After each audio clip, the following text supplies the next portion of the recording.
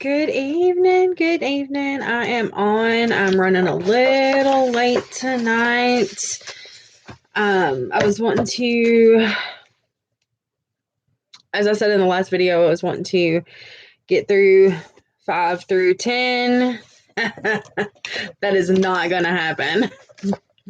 As 5 wasn't so important. Well, I'm not going to say it wasn't important, but there wasn't a whole lot of substance to it. As I got to 6, I can tell you that as I started going back through, 1, 2,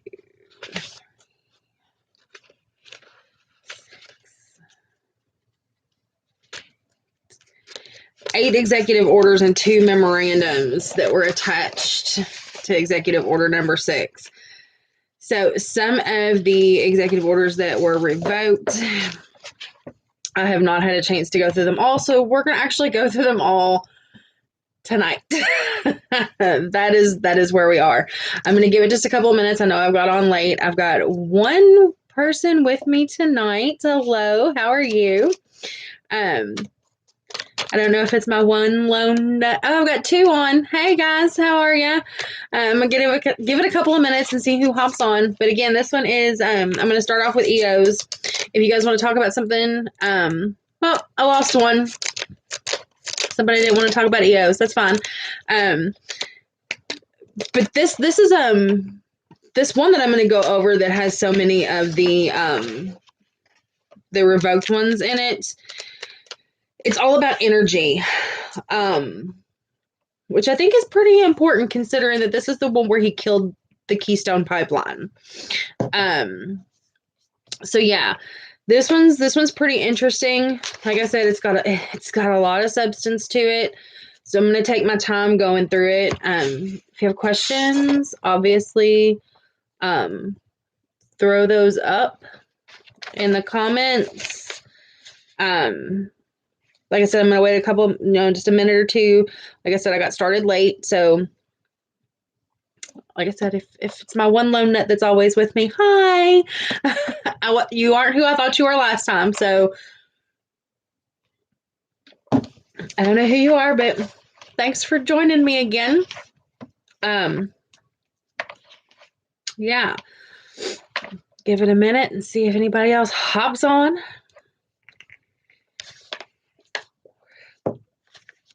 It's been a long day. I'm wearing I can't adult today. I've been doing too much adulting today with work.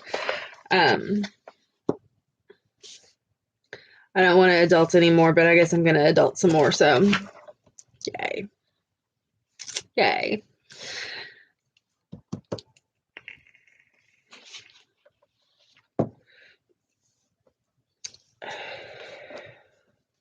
Give it another minute here and we'll get rolling. As soon as that timer rolls right over to 4 minutes, I'm going to get started. I'm not going to wait too long like I did last time. Oh.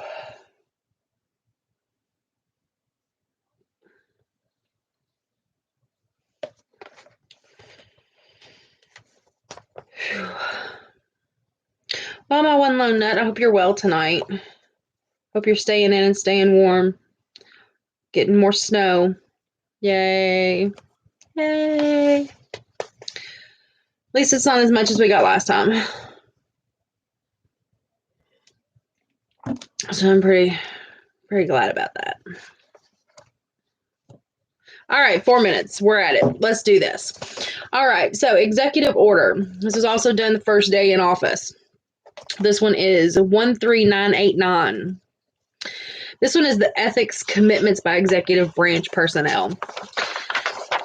There's a whole lot of blah blah in this one, really. Not a whole lot of really interesting. I mean, I'm not going to say interesting stuff, but this is all about who is appointed to particular positions, what they can and cannot do, the ethics pledge that every appointee and every executive agency appointed on or after January 20th shall sign, and upon signing shall be contractually committed to the following pledge upon becoming an appointee. Now, obviously, I'm going to say this in my own opinion after reading through it. It's not worth the paper that it's printed on. It goes into saying that they recognize that the pledge is of a broader ethics in government to maintain public trust in government, which our trust in the government went out the window a long time ago. They commit themselves to conduct consistent with the plan, to commit to decision-making on merits and exclusively in the public interest without regard to private gain or personal benefit. That is laughable to me. And I understand that every presidency has a form of ethics commitments that they make all of their appointees sign. But again, that is laughable. It's laughable for pretty much every administration. I think there is always going to be your career politicians who are in it for their own gain, not for any gain of the American people. We see that every day. Nancy Pelosi, Schumer, I mean, every person in government is in it for personal gain, not for anything to benefit the people of the country. So it goes on to lobbyist gift bans. They won't accept gifts from registered lobbyists or lobbying organizations for the duration of their service as an appointee. The revolving door ban. All appointees entering government. The revolving door ban for lobbyists and registered agents entering government. Again, this goes on and on. Again, not really worth the paper that it was printed on. Really kind of a waste of my paper that I printed. Not worth the signature that's signed on it. Goes on into, Director of the Office of Government Ethics shall, in consultation with the Attorney General, a pledge signed by appointees and all waiver certifications with respect thereto shall be filed with the head of the appointee's agency for permanent retention. It, again, pretty much a crock of horse shit, if you ask me. But if you want to read it again, it's 13,989, signed January 20th. Again, a crock of shit. Let's get into the real substance of the night. Because this is where we're going to get into some really interesting things. This was the number 6 executive order signed by old buddy boy. Also on the first day of office, January 20th, 2021. This is EO 13990. Protecting public health and the environment and restoring science to tackle the climate crisis. Did you know we're in a huge climate crisis? Did you know? Greta told me so.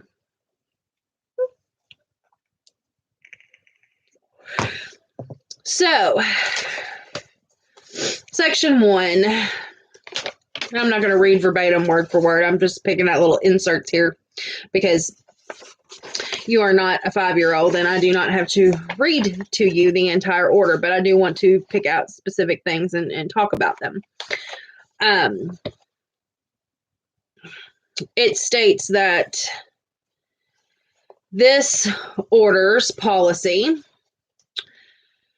that as a nation we have an abiding commitment to empower workers and communities, to promote public health, the environment, conserve national treasures and monuments, places and secure our national memory, and that we have failed to meet the commitment in the past. But that we must advance environmental justice.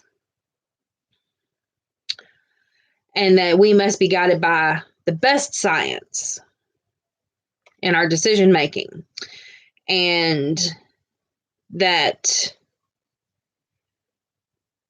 we must be accountable to those who are disproportionately harmed communities of color and low-income communities to reduce greenhouse gas emissions, bolster resilience to the impacts of climate change, and restore and expand our national treasure and monuments.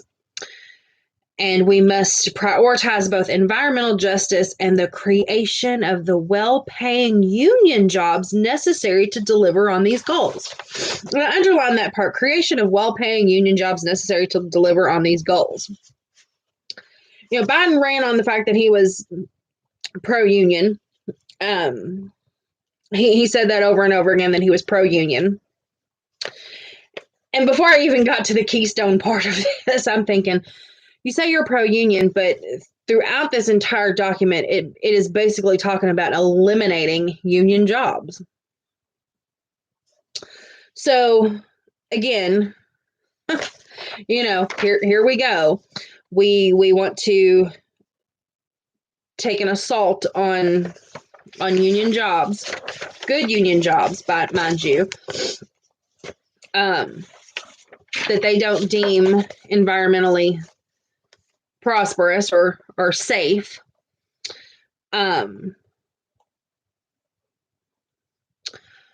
He states that this order is going to direct all executive departments and agencies to immediately review, and as appropriate and consistent with applicable law, take action to address federal regulations and other actions during the last 4 years that conflict with these important national objectives. So basically, you know, anything that Trump has done, he doesn't care about, you know, anything that him and blah blah did, because they're perfect. You know, they were perfect. Everything they did was good for the environment, good for workers. You know, they didn't hurt anybody. So they're not going to review any of those things, just the last 4 years. So, immediate review of agency actions taken between January 20th, 2017 and January 20th of 2021. Again, the last 4 years. The heads of all agencies immediately review all existing regulations, orders, guidance, documents, policies, and other similar agency actions issued or adopted between the last 4 years that may be inconsistent or present obstacles to the policy set forth in Section 1 of this order. So they want to reduce methane emissions in oil and gas. They want to establish ambitious job-creating fuel economy standards, safe vehicles for the model years of 2021 to 2026 as far as passenger cars and light trucks.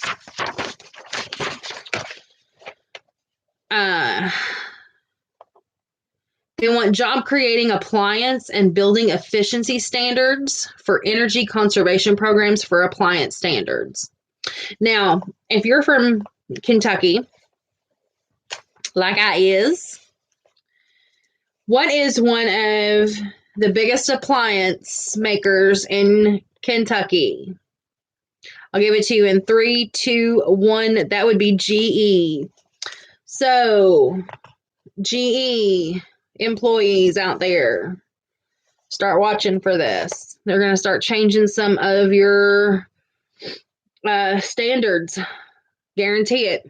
It's going to come down the pipe. Will that affect manufacturing, which will affect jobs? Sure it will. So appliance park workers, that's probably going to hit you. And as far as the light truck, or the passenger cars and light trucks, I'm not sure how much that's going to affect Ford here. I know they make the Super Duties. I want to say they make some passenger cars too. My One Lonely Nut, that's my new nickname for you. Don't take offense to it. I love my One Lonely Nut. If you're from Kentucky, which I think you are, I cannot remember if we make light passenger cars as well. I think we do some. I know we make the Super Duties and like the big trucks. So I'm wondering how that's going to affect Ford. But of course, we also have a lot of smaller factories that make parts for Ford and GE and other car companies. So, that will be a trickle down effect, I'm sure, to some of the other companies that make car parts for those. So, because they'll have to be low emission parts, and I'm sure they'll have to revamp how they're making those. So, again, it's a trickle down effect. So, we're gonna see a direct impact from some of this. I'm sure. And it's not just Kentucky. It's going to be every state that has these factories and these car manufacturers, and that's just part of this. That's not all of it. That is just part of it. Goes on into protecting our air from harmful pollution, national emission standards for hazardous air pollutants, coal and oil-fired electric utility steam generating units. Here we go. I just talked about this in the last video, the war on coal. Again, if you are from Kentucky, West Virginia, eastern states, there are communities that have been reliant on coal for generations. And here you are going to start killing them again. They're going to try to kill coal again. So, if you are from eastern Kentucky, buckle down. They're coming after you again, which we knew that was going to happen, but here it is in black and white, and it's on paper. They're coming after you again. So there that is. Now, one of the big things here, within 30 days of this date of this order, heads of agencies shall submit to the Director of the Office of Management and Budget, or OMB, a preliminary list of any actions being considered pursuant to the Section 2A of this order that would be completed by December 31st of 2021. So they're wanting the first reviews done by December of this year. Within 90 days of this order, they want all heads of agencies to submit an updated list of any actions to be considered and be completed by December 31st of 2025. So their preliminary list of actions to be considered by December of this year, and then the actions to be completed by December 31st of 2025. So there you go. They want the list of what they're going to implement completed by December of this year, and then they want those actions completed by December of 2025.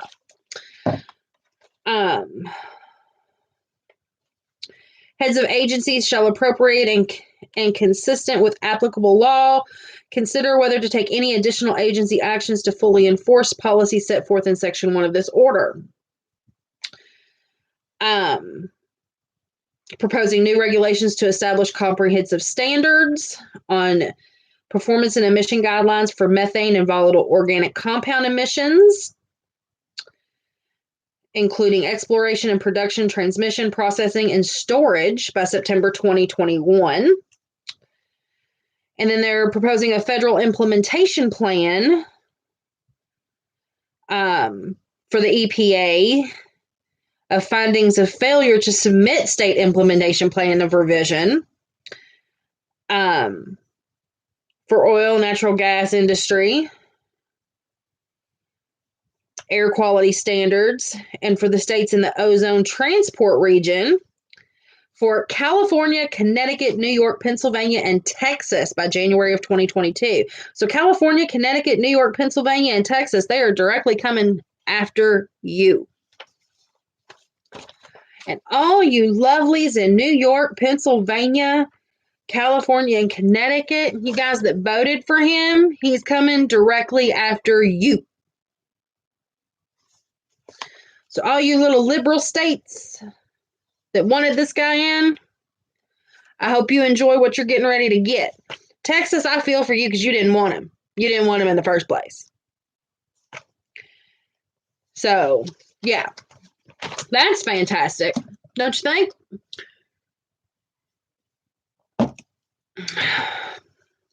There's a side note on that I'm going to address here in just a minute. Something that I read today that I laughed so hard I almost pissed my pants. All right. On to the next. Are you any questions yet? Am I rambling too much for you, my one lonely nut? Questions, comments? You just hang out with me, man. I don't know. So let's see. Da, da, da, da, da, da.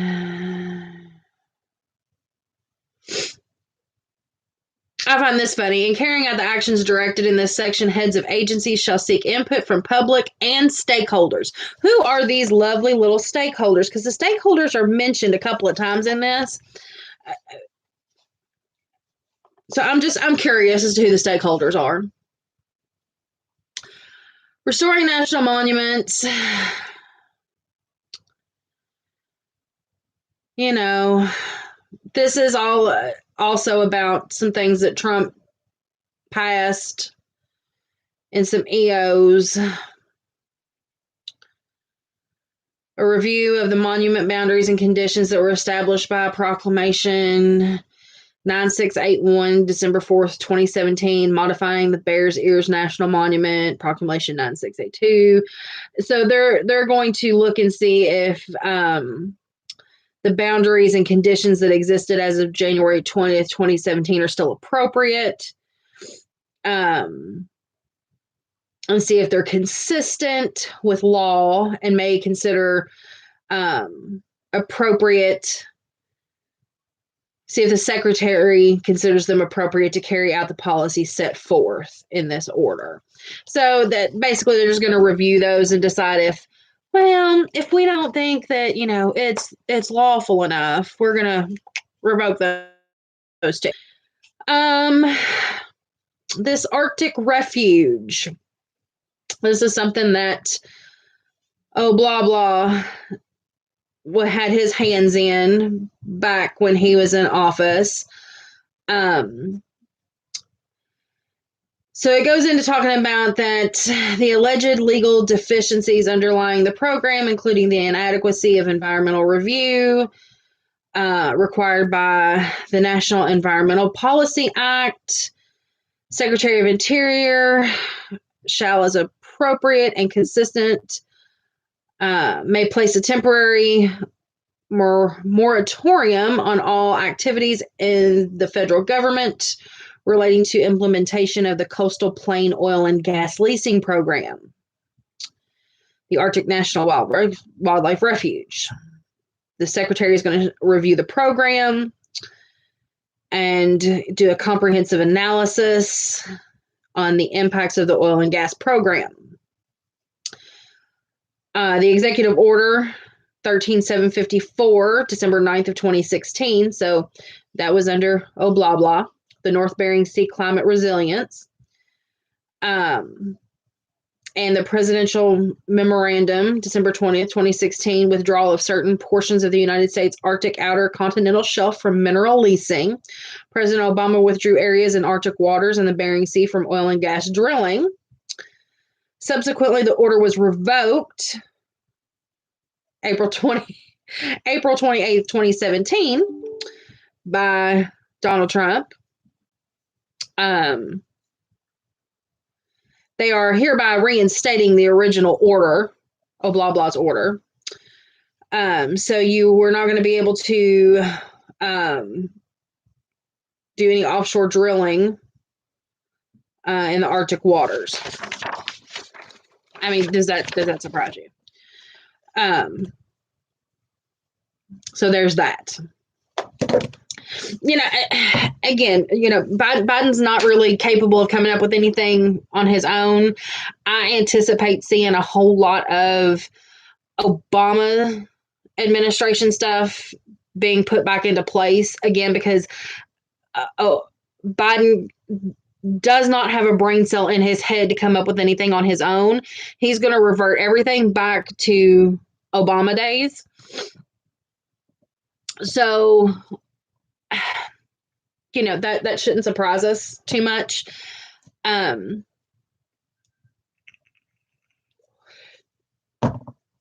think if we can just manage to keep him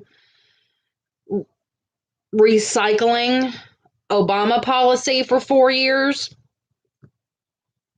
and then get him the hell out of there, too much damage might not be done that can't be reversed. Just gonna throw that out there. That is if Kamala doesn't knock him out, which I'm still waiting for that to happen, as I'm sure many others are too. I'm just waiting for that day when they say that he is not fit mentally to lead, and they remove him from office, and crazy Kamala takes over for him, and then we're going to be in a real shitstorm. She just looks evil. I'm gonna throw that out there. She is so conniving. She just looks evil. I don't know what kind of deviant things she could come up with, but I'm sure it's gonna be putting all of us in concentration type camps. So anyway, rant over. So on to section 5. We are only at section 5. I mean, this one has got some juicy shit in it. Accounting for the benefits of reducing climate pollution. Essential that agencies capture the full cost of greenhouse gas emissions as accurately as possible, including by taking global damages into account. So they're trying to figure out how much greenhouse gas emissions are costing us, whether it be through changes in net agricultural productivity, human health, property damage, increased flood risk, value of ecosystem services. But the social cost is essential for agencies to accurately determine. I don't know.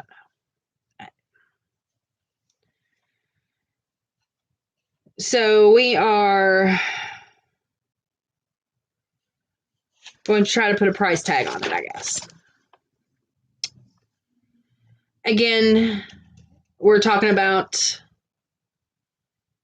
updating estimation of social costs of carbon dioxide and other pertinent scientific literature, solicit public comment, engage with public and stakeholders, seek the advice of ethics experts, and ensure that the SCC, SCN, and SCM reflect interests of future generations in avoiding threats posed by climate change. Again, we keep talking about these stakeholders. Who in the hell are these stakeholders? Are these the people that are getting their pockets lined by this? I mean, that's, we can say stakeholders all day long, but I want to know who these MFers are. So here we go. Section 6, revoking the March 2019 permit for the Keystone XL pipeline. Here's where he killed the Keystone pipeline.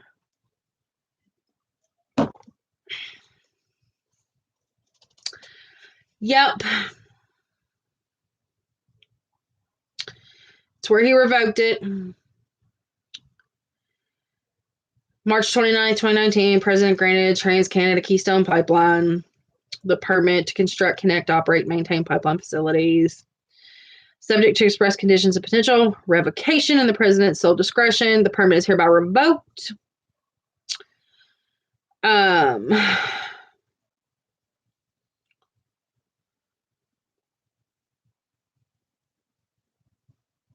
This is funny. In 2015, he's going back to 2015. This is his reasoning for revoking. He's going back to 2015. Now, mind you, the president did this in 2019, 4 years later. Now, we all know a hell of a lot changes in a few years, right? Like, I mean, wow, my screen got really dark, didn't it? A lot changes just in a year or two. I mean, we've seen a lot change in just the last year.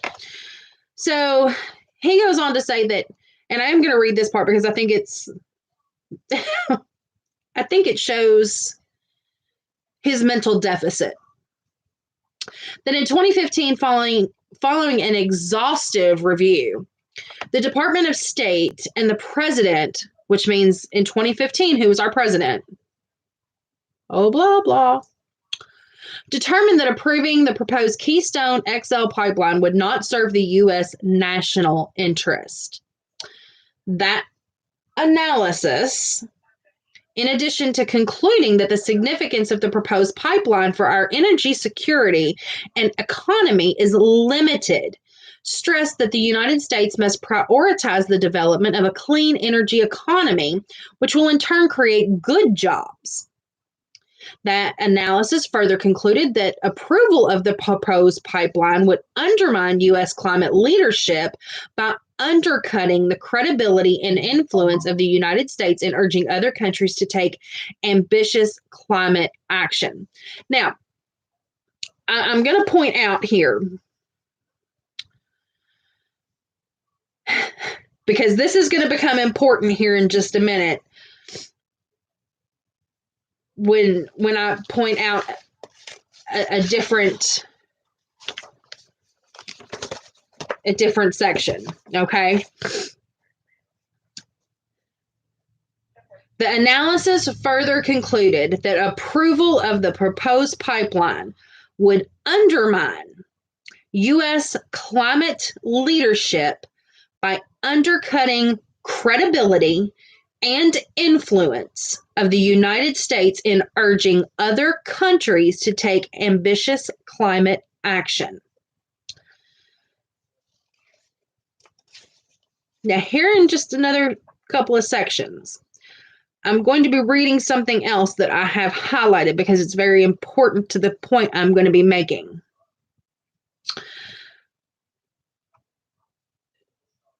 So they're saying that climate change has had a growing effect on the U.S. economy, with climate-related costs increasing over the last 4 years. But they don't say anything about our climate change affecting the economy from 2015 to 2019, which, if you're going to make that argument that in 2015, when it was evaluated between 2015 and 2019, what were the costs in comparison to 2019 to 2021 when we had the pipeline? That's what I want to see. Did our costs change after having the pipeline in comparison to when they decided they weren't going to do it? It's really not relevant unless you include that data. Do you follow me? There's nothing to compare it to. You can't use that rebuttal unless you give us something to compare it to. So that's an invalid point, and it should have never been used unless you're going to give us the other side of that. But of course, they're not going to give us the other side of that because I have a feeling I know what the other side of that's going to be. I can't say that for sure because I don't have the data. But we'll just go with, I'm making the assumption, okay? Now, they're talking about extreme weather events, climate-related effects on health and safety and security of American people. The world must be put in a sustainable climate pathway. The world, here we go again, the world must be put in a sustainable climate pathway to protect Americans from a domestic economy of harmful climate impacts. The Keystone Pipeline disserves the U.S. national interest.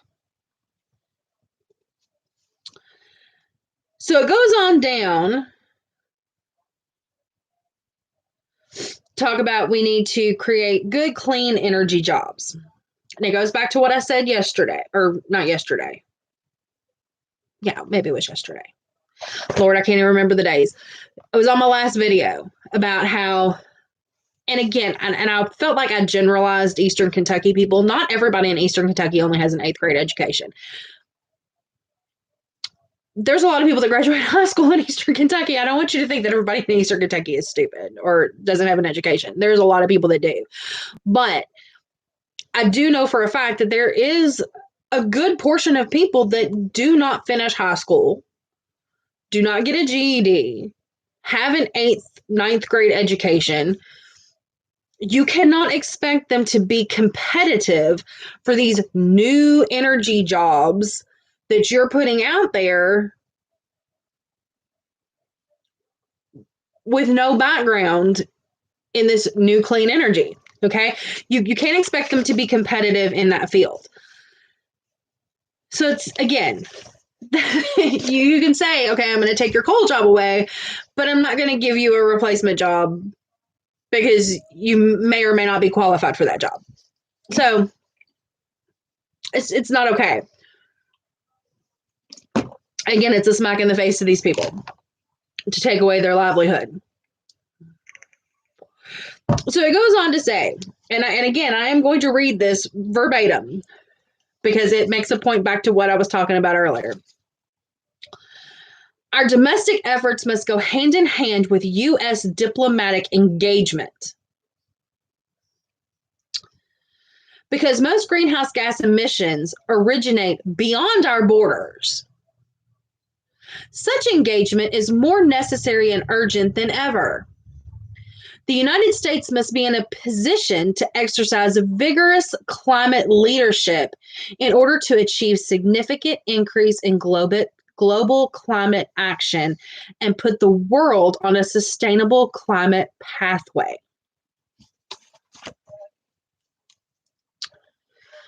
So if most of the greenhouse gas emissions are coming from beyond our border,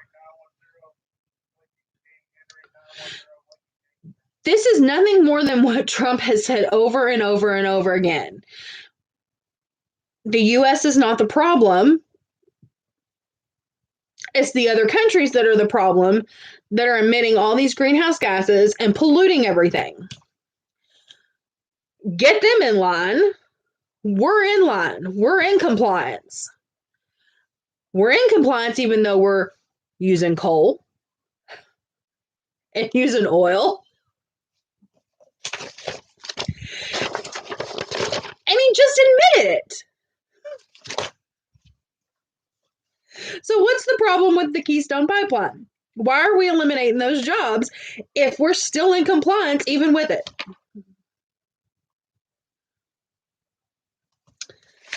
Oh, guys and gals. Guys and gals, I just don't know. The man's an idiot. He's an absolute moron. So this is where he starts. But he does go on to say, and this is what it really boils down to. I mean, this is what it really boils down to. Leaving the Keystone Pipeline permit in place would not be consistent with my administration's economic and climate imperatives. He doesn't like it. He doesn't like it, so he's going to get rid of it. Basically, that's what this whole damn thing is about. It is a temper tantrum. I mean, they say as we age, we regress, right? So basically, Biden has gotten to the age now where he is like a 6 or 7 year old. And this little piece of paper that he signed with this executive order is nothing more than a temper tantrum where he is stomping his feet and pounding his fists on the floor like a kid at Kroger, going, I don't like Trump. I don't like what he's done. I don't agree with it. And I'm going to make it go away because I don't like it.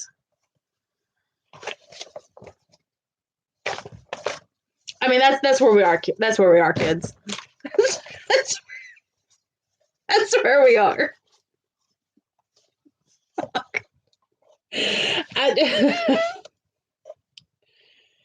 Oh, hell, kids, I can't handle much more stupid. But we're there. We are there. Okay. So this is where all of his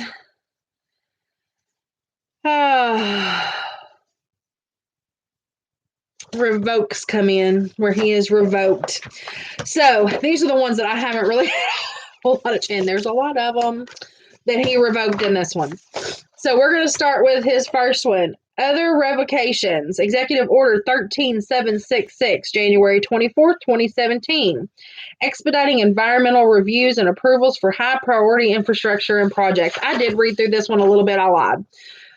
I didn't get to read all the way through it, but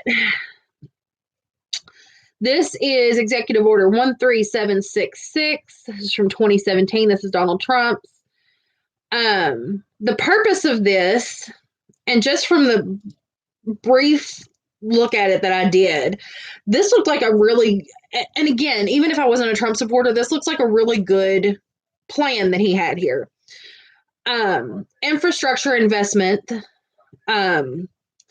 making America more competitive, creating jobs, increasing wages, reducing cost of goods and services. It goes into saying that often infrastructure projects in the United States routinely and excessively are delayed by agency processes and procedures. These delays increase project costs and block American people from the full benefits of increased infrastructure investments. Federal infrastructure decisions should be accomplished within a maximum efficiency and effectiveness. This policy of the executive branch is to streamline and expedite, in a manner consistent with law, environmental reviews and approvals for infrastructure projects, especially projects that are high priority for the nation, such as improving U.S. electrical grid, telecommunication systems, and repairing and upgrading critical port facilities, airports, pipelines, bridges, and highways. So basically, what he was trying to do with this was streamline and expedite them, get them in front of the people that need to evaluate them, and instead of them sitting on somebody's desk for months and months and months on end, if they're a high priority, get them stamped out, get them approved, and get them working. Now that's creating jobs for construction, concrete, steel workers, electricians, road crews. I mean, you name it. This is middle America right here, creating manual labor jobs.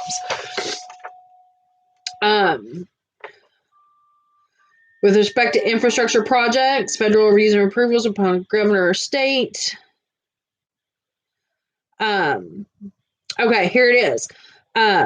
With respect to infrastructure projects for which federal reviews and approvals are required upon request by the governor of a state or the head of any executive department or agency, or on his or her own initiative, the chairman of the White House Council on Environmental Quality shall, within 30 days after a request is made, decide whether an infrastructure project qualifies as high priority infrastructure project. This determination shall be made after a consideration of the project's importance to the general welfare, value to the nation, environmental benefits, and such other factors as the chairman deems relevant. So he killed this. He killed it.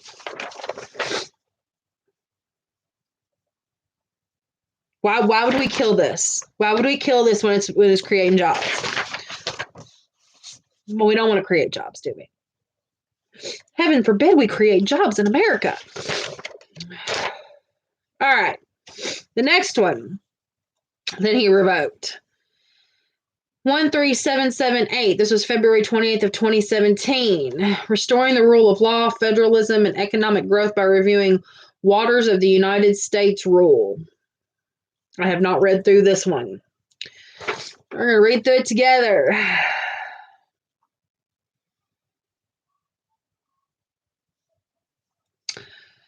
So the policy, Section 1, national interest to ensure nation's navigable waters are kept free from pollution. while at the same time promoting economic growth, minimizing regulatory uncertainty, and showing due regard for the roles of the Congress and the states under the Constitution.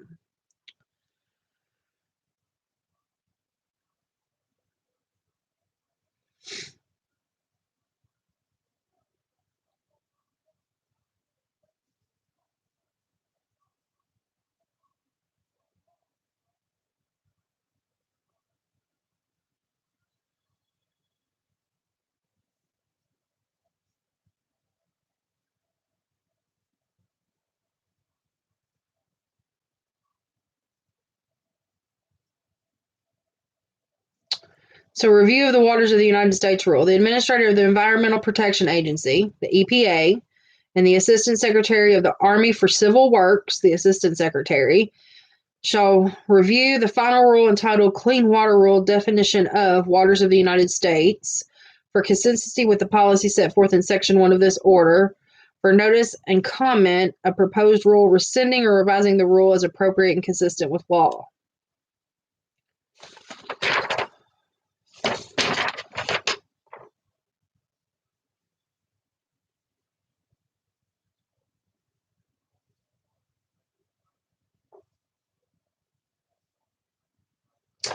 Yeah, I'm not really sure that, yeah. Okay, next one. Some of this stuff. Promoting energy independence and economic growth. Executive Order 13783. Section 1 policy, national interest to promote clean and safe development of our national's vast energy resources, while at the same time avoiding regulatory burdens that unnecessarily encumber energy production, constrain economic growth, and prevent job creation. Further, the national interest to ensure the nation's electricity is affordable, reliable, safe, secure, and clean. That can be produced from coal, natural gas, nuclear material, flowing water, and other domestic sources, including renewable sources. Renewable sources! Water!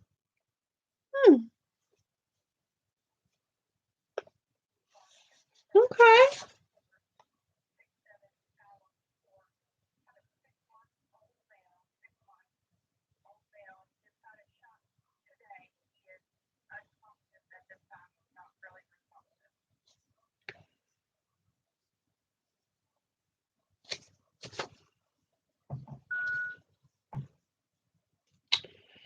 Okay. Sorry, I'm just kind of glancing through this here really quick. I don't want to read to you like you're 5, but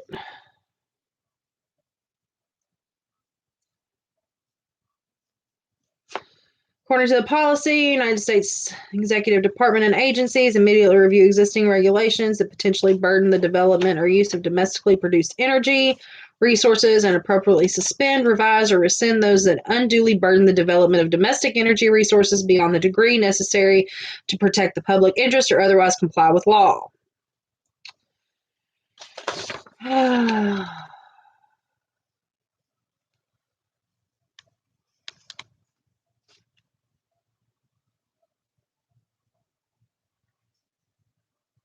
So this was his energy bill, much smaller than sorry, not Oblablaw's. Biden's Oblablaw's kind of the same thing, right?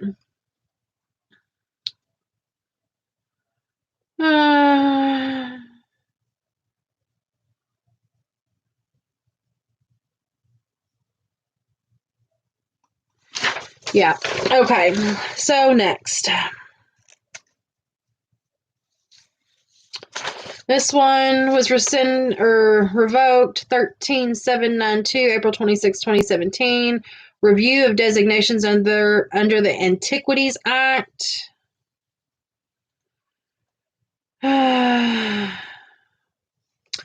This is about, sorry, my eyes itching. Designations of national monuments under the Antiquities Act of 1906, recently recodified at sections, blah, blah, blah, have substantial impact on management of federal lands. Review of national monument designations. I'm not really too, yeah. One that I was really interested in looking at was a memorandum more than anything.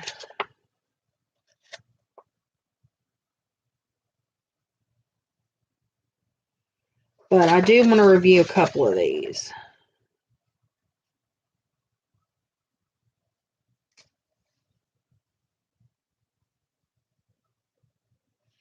Okay, so here's this. This is interesting. This is another one that was revoked.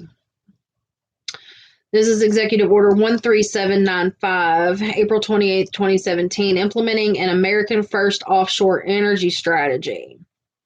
Section 1, findings. America must put energy needs of American families and businesses first and continue implementing a plan that ensures energy security and economy vitality for decades to come. The policy, Section 2, encourages energy exploration and production, including on the outer continental shelf, in order to maintain the nation's position as a global energy leader and foster energy security and resilience for the benefit of the American people, while ensuring that any such activity is safe and environmentally responsible. Implementing a first American offshore energy strategy.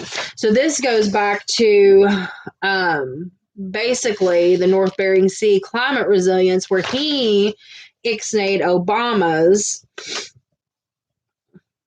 EO, stating where we couldn't drill offshore. And then, of course, in turn, Biden ixnayed his and went back to the original Obama administration order. So that's that one. Back and forth, back and forth, back and forth. Oh, it almost gives you a headache, doesn't it?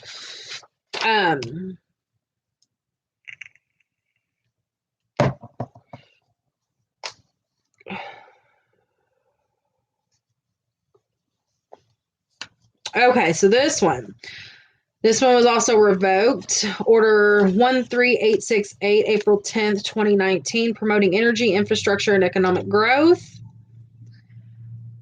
Section 1, purpose. U.S. is blessed with plentiful energy resources, including abundant supplies of coal, oil, and natural gas. Producers in America have demonstrated a remarkable ability to harness innovation and to cost-effectively unlock new energy supplies, making our country a dominant energy force. The last year, the United States surpassed production records set nearly 5 decades ago, with its all likelihood now the largest producer of crude oil in the world. Also the world's leading producer of natural gas, and became a net exporter in 2017 for the first time since 1957. Well, that just sucks. We were making our own money, doesn't it? Heaven forbid we make our own money.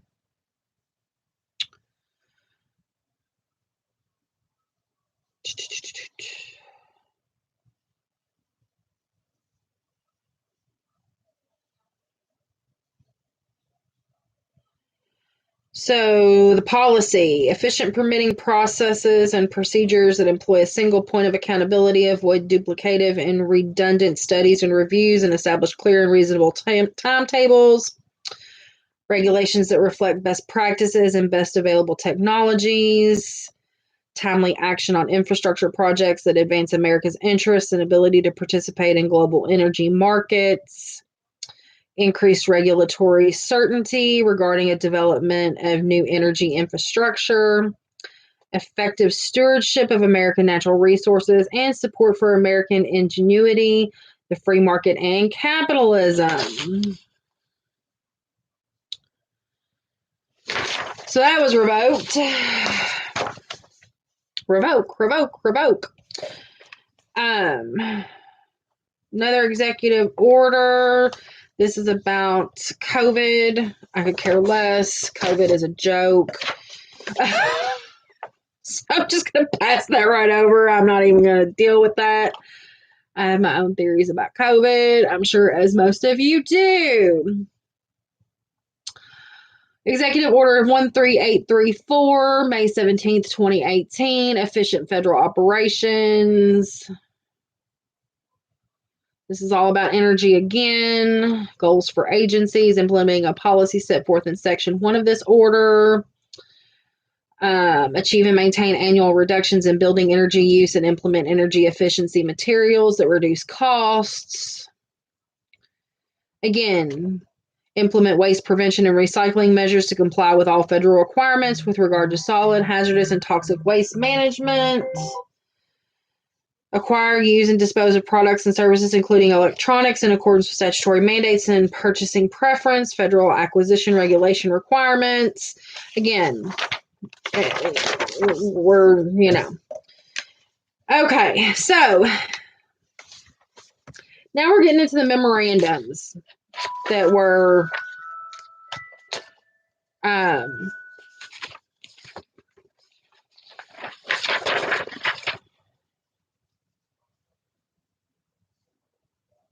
that have been revoked.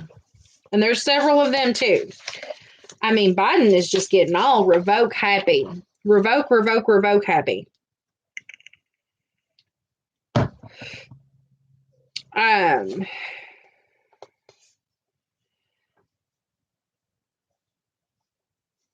So this memorandum was April 12th, 2018, promoting domestic manufacturing and job creation, policies and procedures relating to implementation of air quality standards.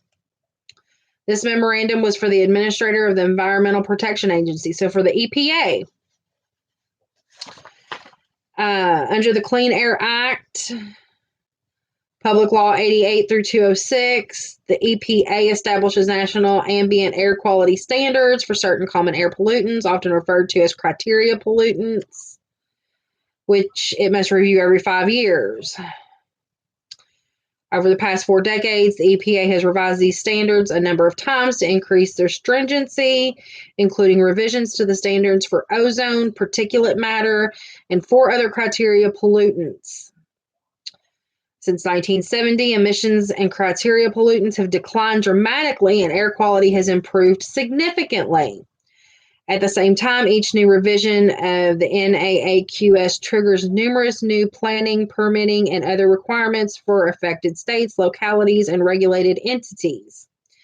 In addition, each revision can affect the planning for and availability of federal funding for certain new transportation projects. Well, that's interesting. Lower.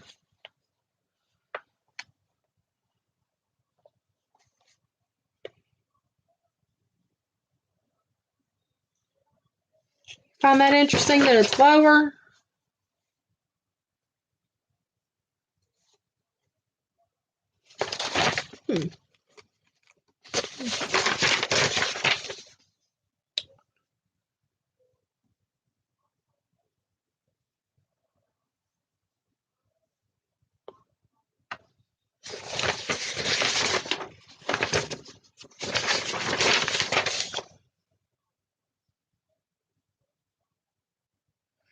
Since 1970, emissions of criteria pollutants have declined dramatically and air quality has improved significantly. Since 1970. Well, hell, they probably don't want us to know that. Heaven forbid we pull out something and read it, right? All right, another memorandum. Promoting the reliable supply and delivery of water in the West. Memorandum of October 19th, 2018. Memorandum for the Secretary of the Interior, the Secretary of Commerce, the Secretary of Energy, the Secretary of the Army, and the Chair of the Council on Environmental Quality. These next two are what caught my eye when I was reading the EO.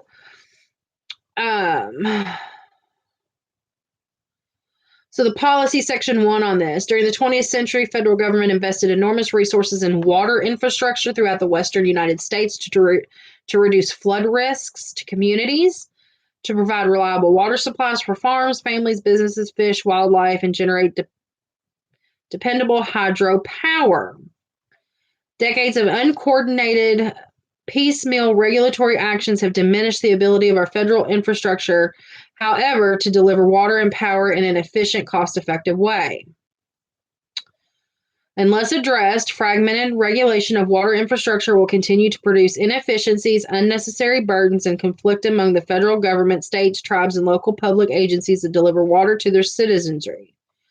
To meet these challenges, the Secretary of Interior and Secretary of Commerce should, to the extent permitted by law, work together to minimize unnecessary regulatory burdens and foster more efficient decision-making so that water projects are better able to meet the demands of their authorized purposes.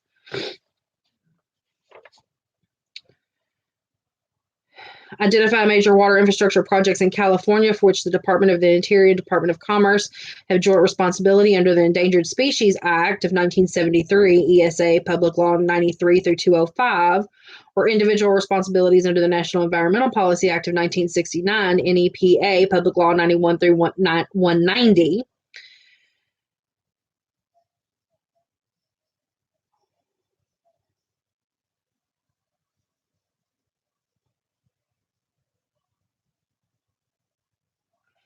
Within 40 days of the date of this memorandum, the Secretary of the Interior and Secretary of Commerce shall develop a timeline for completing applicable environmental compliance requirements for projects identified under Section 2.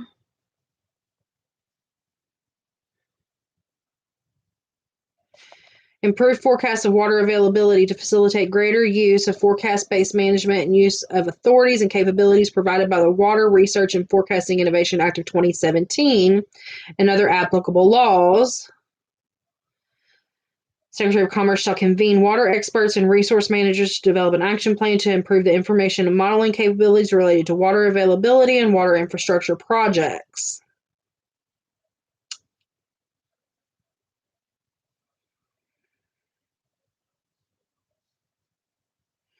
Consideration of locally developed plants and hydroelectric projects licensing.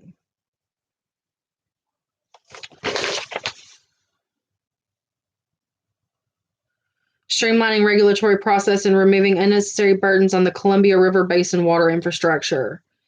In order to address water and hydropower operations challenges in the Columbia River Basin, the Secretary of the Interior, the Secretary of Commerce, and the Secretary of Energy, and the Assistant Secretary of the Army for Civil Works, under the direction of the Secretary of Army, shall develop a schedule to complete the Columbia River System Operations Environmental Impact Statement and the associated biological opinion due by 2020. So they're trying to make water infrastructure more sustainable in the West.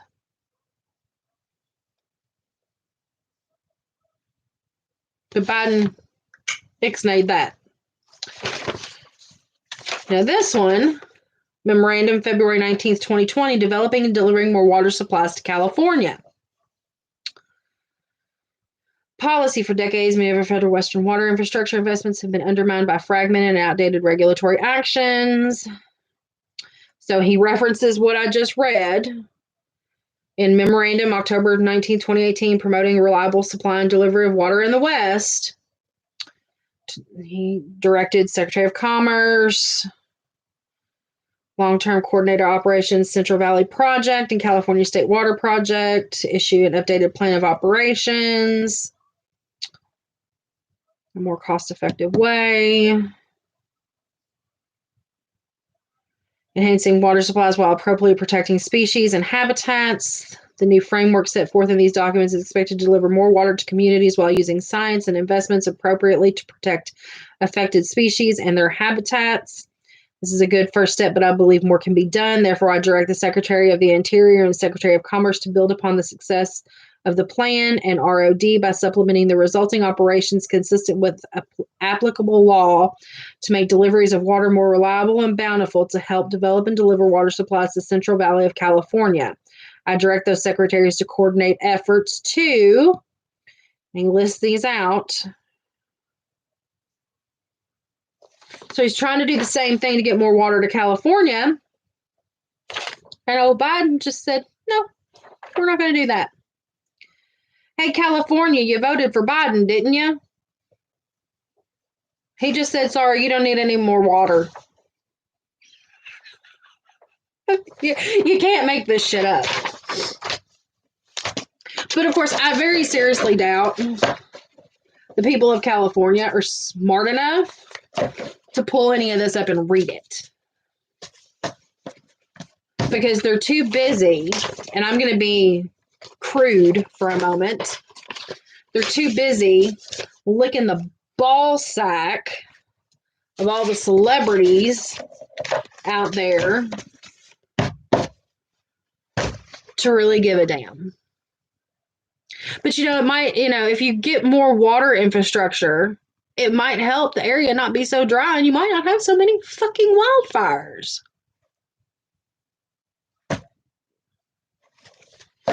We don't care about that, though, do we? All we care about is, who's dating who's sleeping with who's having whose baby, who's doing what drugs, the important shit.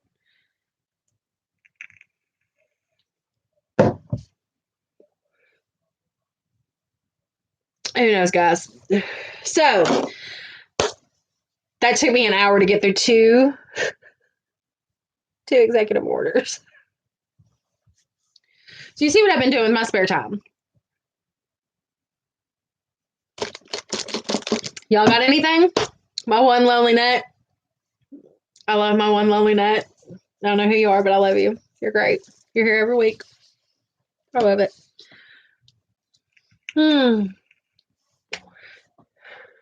So yeah, that's any thoughts? Any thoughts on anything? Anything? Paperclip these, because these are done down. Ooh, that's a lot. No thoughts? Me either. My brain's fried. So yeah, that's 5 and 6. We might be able to get through some more later. But that's it for tonight. I am done. Be well. Be safe. I'll see you all later. Have a great night.